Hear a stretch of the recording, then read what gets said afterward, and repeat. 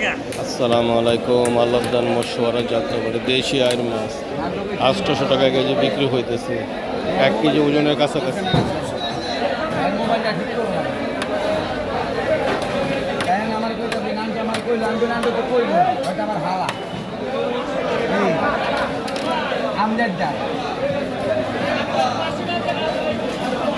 কত শীতল?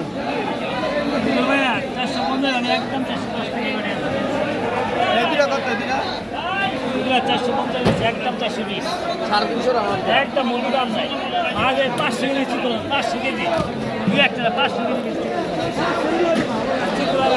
চিতল মাছ বিক্রি হইতেছে 300 থেকে 400 টাকা কেজি।